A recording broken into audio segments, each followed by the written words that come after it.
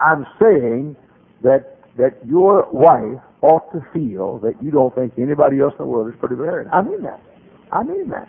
That's what it says, isn't it? I mean, it says, as the lily among thorns, so is my love among the daughters. Said that compared to my wife, she is a lily, and every other female is a thorn. Look at verse number 3. As the apple tree among the trees of the wood, so is my beloved among the sons. Now look at me. She said, the other men are just like these old shrubs. My husband is like the apple tree. Here's a beautiful, fruitful apple tree among a bunch of non-fruit-bearing trees. And he said, every other woman's like a thorn, and my wife is like a lily. And she said, every other man is like a shrub tree, and my husband is like an apple tree. Ladies, don't you go around and tell your husband what a good look. How? Oh, did you say good-looking man? No, just shut up. Just shut up. Your husband ought to feel like he's the best-looking man in the world, and not only that, he ought to feel like that let me say it again, you have eyes for no one else but him. You go out to the airport sometime or anywhere in public and you watch the men stare up and down the women.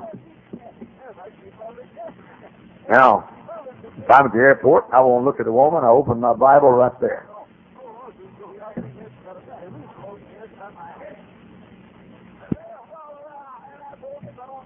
There it is. When you own the ocean, why look at a pond?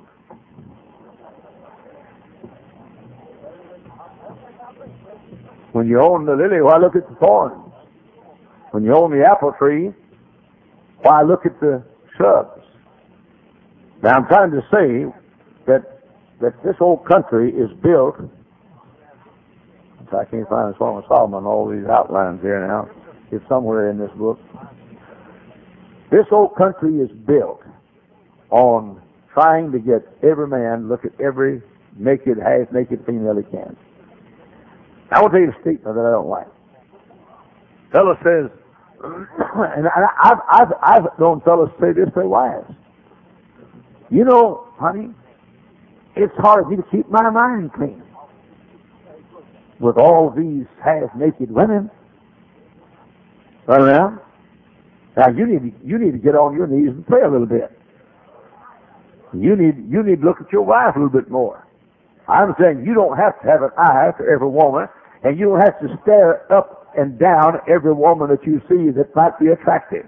The only simple truth is, I mean this now, and I'm not lying to you. I've been pastor for almost a half century. I've never looked at a member of my church with anything but a holy look.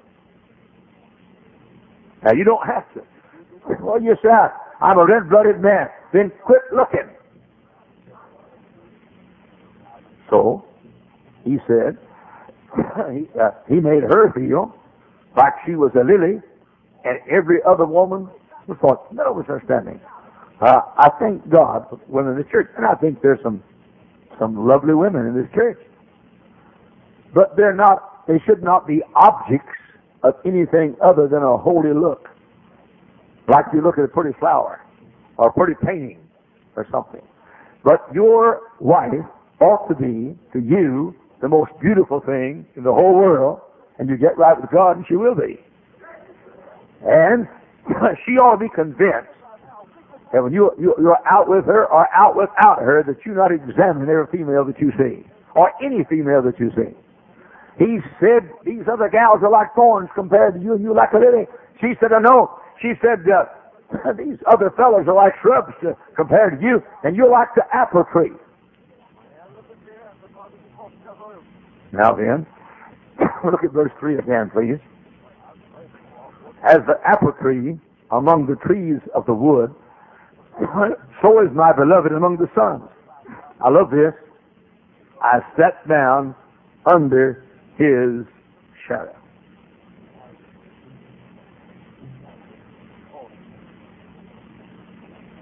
There's my shadow right there. If my wife sits down under my shadow, she sure is going to have to snuggle up close to me. So, what does it say? I say sit close to each other. She sat down under my shadow. When you sit down, your shadow's not very big either. She sat down under my shadow. I'm saying, women, now I don't want you to come to church and neck and pet. I don't want you putting your head over on his shoulder, but when you get to church, if you're married to him, sit as close to him as you can. You get in the car, if there's room in if the car is built where you can get over there close to it, get over there. I'm saying, we try to, as pastor, I try to keep you apart before you marry and try to get you together after you marry. It's a shame. I was driving home one night late. His house had already gone home with her car, and I was counseling. I was going down Calumet Street, and there's a couple of lovebirds in front of me. They're wheezing like that. He didn't know whether he was on the road or street or what. He just like that. She had her head on his shoulder and his head over there leaning against her head. I thought, how sickening that is. I tried to pass him about that time, and he didn't know where he was going. You know, like the guy said, the gal said to her husband, said, "Honey, you use both hands." He said, "I can't. I got to drive with one." And so this couple was driving down the street, and he was using both hands. I'll tell you for sure. And neither one of them was on the steering wheel. I followed that couple all the way from Highland Street all the way out to Munster, only to find out it was Johnny and Elaine Colston. Now that's the way it ought to be. I said that's the way it ought to be. Sit close to each other. Look, boy, I saw couples moving over just right now. All right. It says in verse number 3, as the apple tree among the trees of the wood, so is my beloved among the sons. I sat down under his shadow, I get this, with great delight. What does that mean? Let him know you like it. She said, I sat down. And by the way, she let everybody else know. She's talking here to the daughters of Jerusalem too. And she's letting everybody know she likes to sit close to him.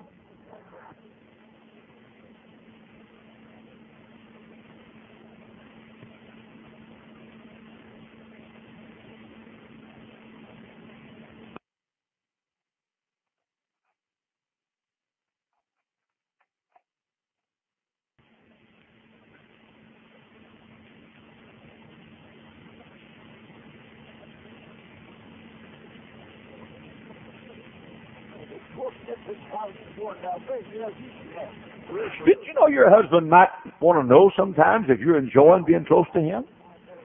You say, hey, big boy, you turn me on. Nothing wrong with that.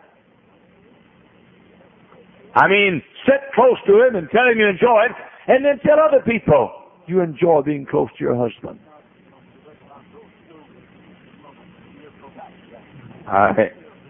Let him know you like it. Look at verse 3 again. As the apple tree among the trees of the wood, so is my beloved among the sons. I sat down under his shadow, that's close to him, with great delight. I enjoyed it. And his fruit was sweet to my taste. Now, what's that fruit all about? Well, this part of the Bible is inspired by the same Holy Spirit the rest of the Bible is inspired by. So to me, it's talking about the fruit of the Spirit. And if it's not talking about the fruit of the Spirit, it certainly is not doing an injustice to the Scripture.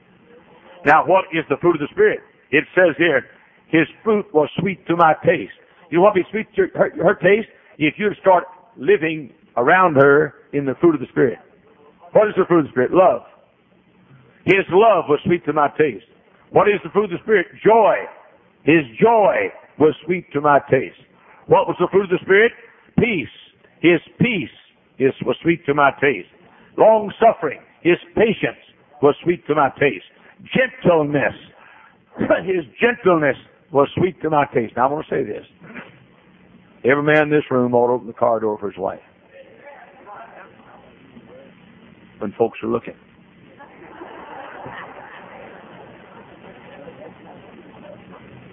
This is too shallow for some of you deep dodos. A lot of you folks remind me of the scripture that Bob Gray used last night. Said, you look like sons of Dodo in the Bible. Dodo Jr. I want to tell you something, ladies and gentlemen. This country needs what I'm teaching right now more than this country needs to know who the Antichrist is, when the tribulation period is. This country needs a bunch of men who are gentlemen again and don't carry a stick around trying to beat their wives and a big male chauvinist pig. I'm talking about gentle men, kind men, loving men, good men, peaceful men, and women who love them and obey them. So, and she said, I enjoy his fruit. What fruit? Love, joy, peace, long-suffering, gentleness, goodness, meekness, temperance. That's what I enjoy. Look at verse number 4. He brought me to the banqueting house. Took her out to eat.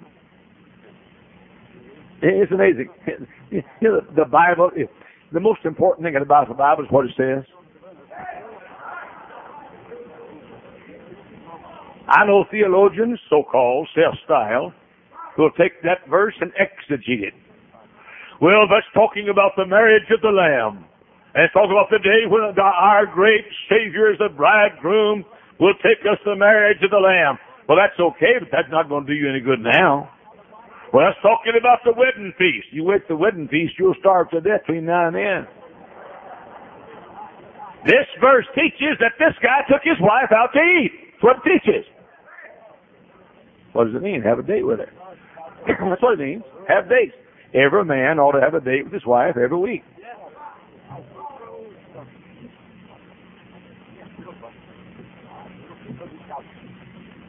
By the way, let me teach you a word. 2 words. Babysitters. Babysitters. Well, I just want to take my children along. Leave them home. Go out. You can't smooch with your husband while your kid's in the back seat. You can't change a diaper and Gucci goo. Oh, you say I'm too old to Gucci goo. No, you're not. You're too dead to Gucci goo.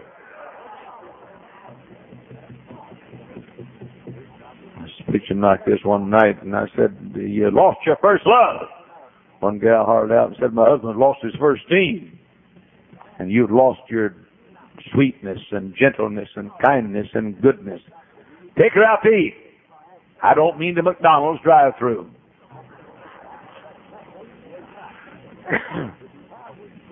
Mrs. Hiles and I enjoy doing something like this. We go to Burger King. Now, I'm serious now. And we'll drive through, and we'll get 2 Junior Whoppers, minus mayonnaise, plus mustard, and something to drink. But we don't sit there at Burger King and eat it. We'll drive down to a lake and sit beside that lake and let that food get cold.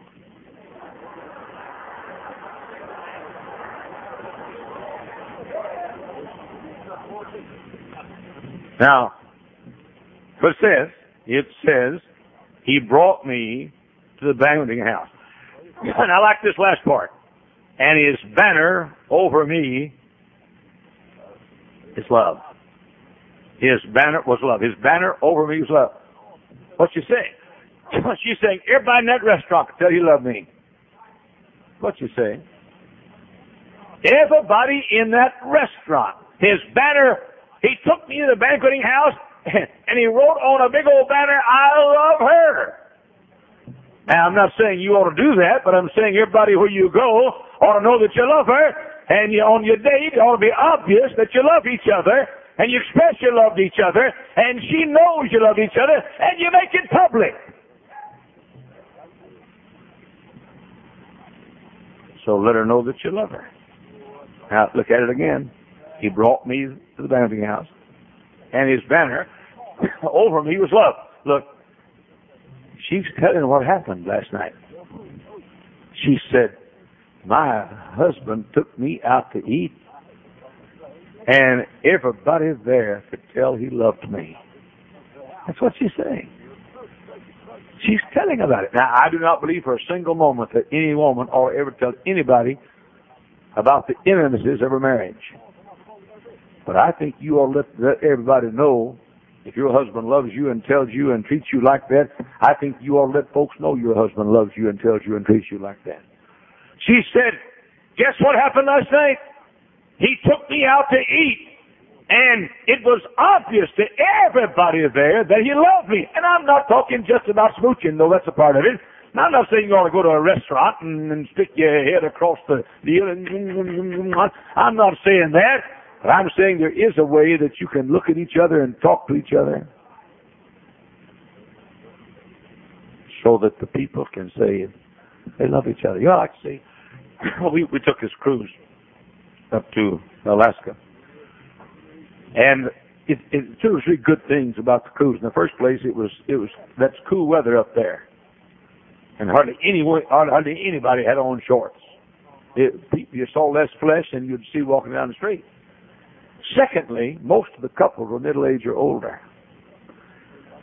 I like to see some couple old, very old, like 70 and 67. I like to see some real old couple walking down there holding hands, going to eat.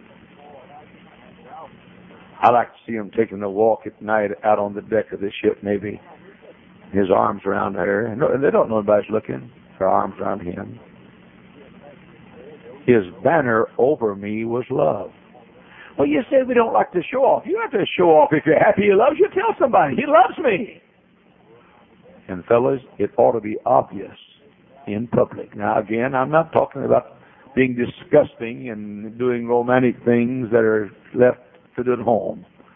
I'm talking about there ought to be a certain manner, the way you look at her, the way you talk to her, to where she knows you love her, and she's excited, and she tells you she knows you love her, and she tells others that he loves me. Look at verse 5. Stay me, the flagons, comfort me with apples. Now, what does that mean? A flagon in the Bible was something that contained something precious. What do you call those little things you put perfume in? Bottles? What do you call them? Yeah, atomizers, yeah. What she's saying is, he brings me gifts. Sometimes it's fruit. Sometimes it's some little special gift in a nice container. That's what she's saying. Now listen to me, fellas. You bring her gifts. For her birthday, buy her a rod and reel.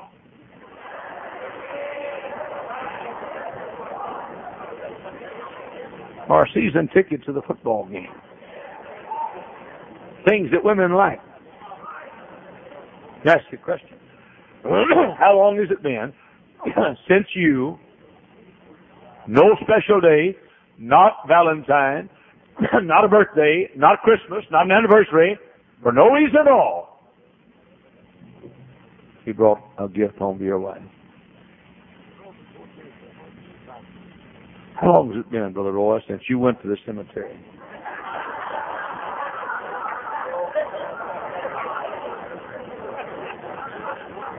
You folks that are new here, you got to know this. What anniversary was it? No, it was anniversary. You know it was. Joy and Roro were having a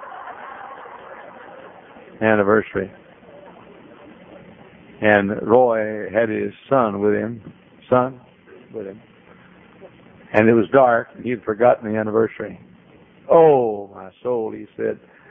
It's our anniversary. I've forgotten our anniversary. I've got to get her something. Everything was closed. All of the stores were closed. The florist was closed. You couldn't buy her flowers. He drove by a cemetery, looked over, and there was a whole grave full of fresh flowers. Obviously, they had a funeral just a while ago. Roy goes over, gets the prettiest bouquet he can get off the grave, steals the crazy thing, takes it to JoJo. She looks at it and says, "Oh, Roy, how thoughtful. How beautiful. Oh, Roy, what a beautiful bouquet."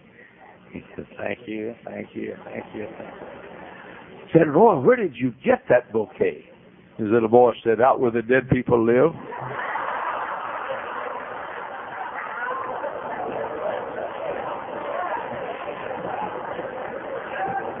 I have it on a pretty good authority that JoJo did not speak to him for a week. And if she had divorced him, I'd testified in court for her.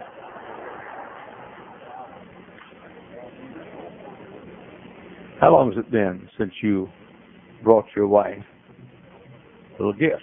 No special day. And by the way, it doesn't have to be a 2-carat diamond ring every other week. Just some little something.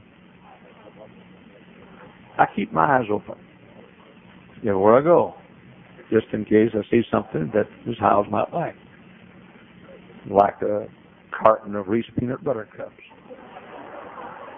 But I'm in the Pittsburgh airport. I see some pretty earrings.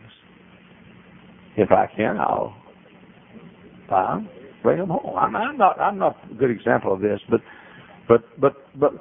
this woman said, "He brings me gifts. He brings me gifts." All right. Look at verse number 5 again. "Stay me with flagons. Comfort me with apples."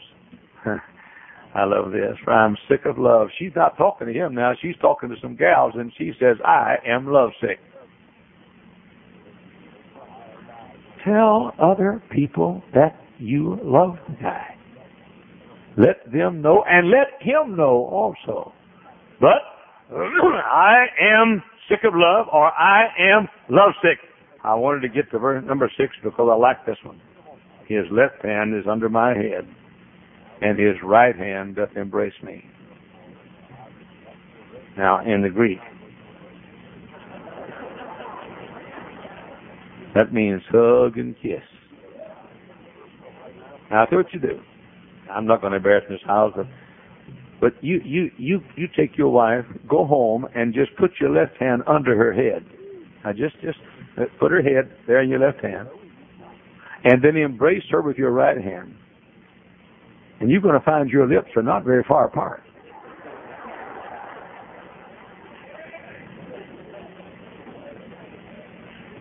Did you know that smooching is fun?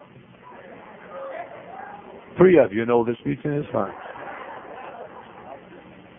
So the next thing I say, hug and kiss him, and hug and kiss her. I'm talking about smooching. I'm not talking about that. No, no. Yeah. Don't kiss your wife like you kiss your mother-in-law.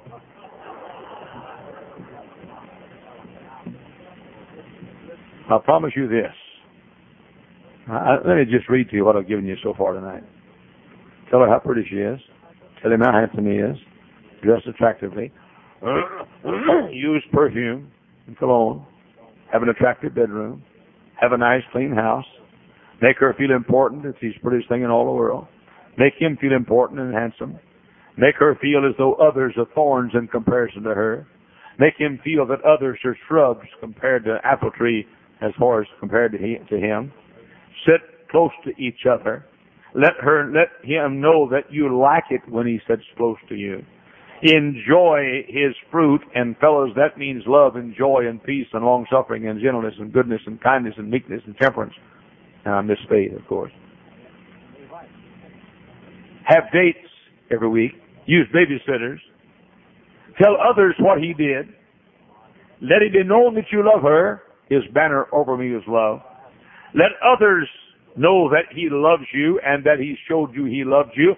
And tell others about the expressions of his love. Give her gifts. Tell others of your love for him. And hug and kiss. Now look at me. That'll solve your marriage problem. See, what you want to do is read somebody's book on the philosophy of marriage. You don't need the philosophy of marriage. You need the Gucci-goo of marriage. I got a book in the mail today. A fellow sent me a book he had written, some new evangelical. Well, poor fellow hadn't got enough sense to write a book. Now listen to me. I believe in being spiritual. But there are things you're supposed to do, you new next to the next Billy Sundays. There are things you're supposed to do besides pray together.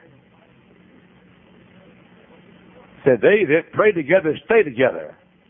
Now, if that's all you do, you ain't going to stay together.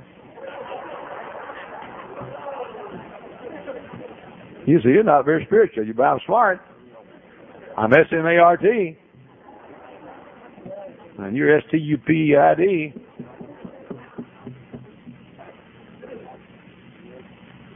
I love verse 7. Look at it. So beautiful. I charge you, O ye daughters of Jerusalem, by the roes and by the hinds of the field, that ye stir not up nor awake my love until he please. She protected him. She said he's getting his nap. Now don't wake him up. Hear me carefully. Phone rings. Miss Hiles answers the phone. Maybe I'm in a chair reading the paper, or maybe I'm nodding a little bit. And she says, could you call him back? This gal said, don't wake him up till he wants to wake up. She protected him. And told him not to wake him up. The last thing I want to talk about is in verse number 8. The voice of my beloved, behold, he cometh leaping upon the mountains and skipping upon the hills. She's saying, I love to talk to my beloved. I love his voice. It's exciting when he comes to talk to me. It's like skipping on the hills or dancing on the mountains. I love to talk to my beloved. Now you listen to me. You learn to communicate with each other. Talk to each other. Learn his interest and you learn her interest and you talk to each other.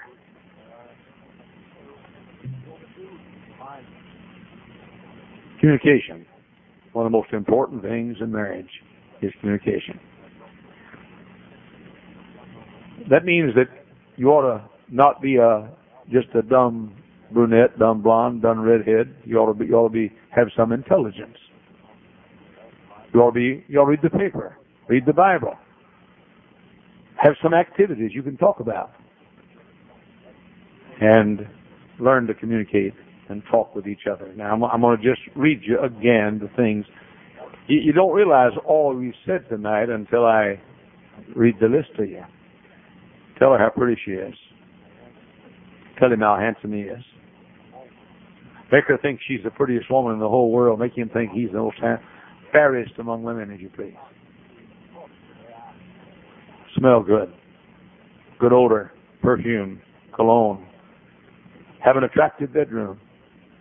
Have a nice, clean house. Make her feel important and pretty. Make him feel important and handsome.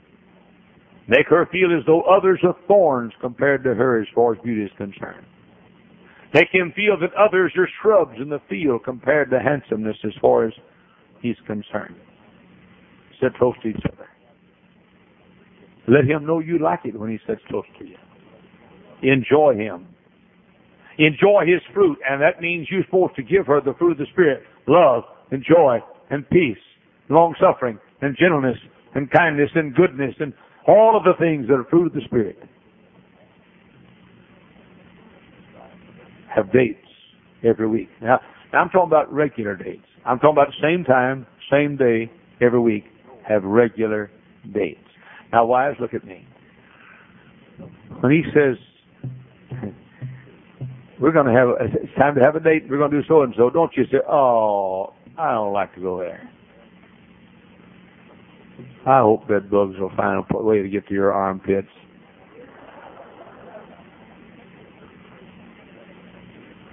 Look, did you know a date is not for y'all to enjoy something together? A date is for you to enjoy each other.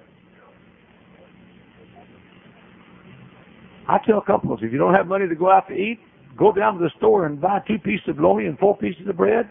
Get 2 glasses of water. Go down to the park and have a picnic. It doesn't matter. I'm saying have dates with each other. Tell others. He loves you. Let it be known that you love her. Let it be obvious to people that you love her. Tell others that he loves you. Give her gifts. Tell others of your love for him. Hug and kiss. Protect him. And communicate. I'm not going to go into this on this house. I don't have to worry about this at all right now. We had our 50th wedding anniversary trip to Hawaii. Went to Maui. We didn't know anybody was watching us. Good night. People were married 50 years. We didn't know guys watching us at all. We were there for 10 days. Went to check out. I was upstairs packing, and I went down to pay the bill. Every single lady at the registration desk gathered around me. I wasn't surprised. Women do that all the time, everywhere I go. Sometimes I wish I weren't so cute.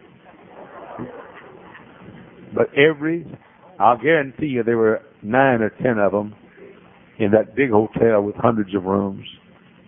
They gathered around me as I checked out. And they said, Mr. Hiles, you and your wife are different.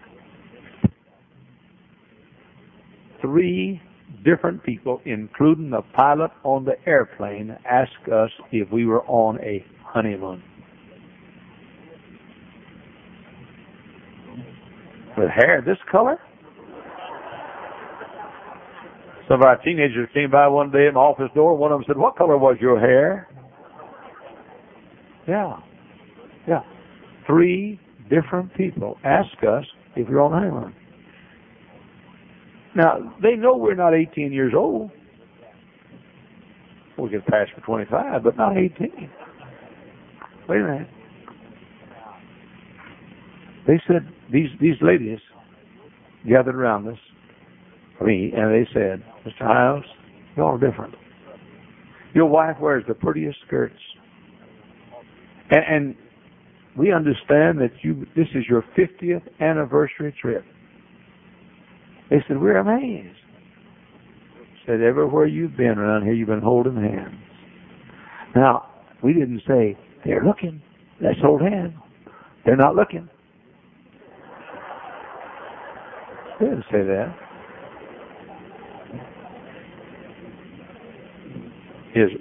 My banner over her was love. Now, ladies and gentlemen, it's time that we had a revival of the proper treatment of a husband for a wife and a wife for a husband.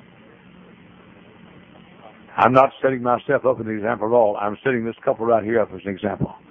I've taken 8 verses tonight and maybe 2 parts of 2 others and given you over 20 things that if you do them, it'd transform your marriage and your home. One thing that you ought to do too is you ought to go to a church that has a business meeting.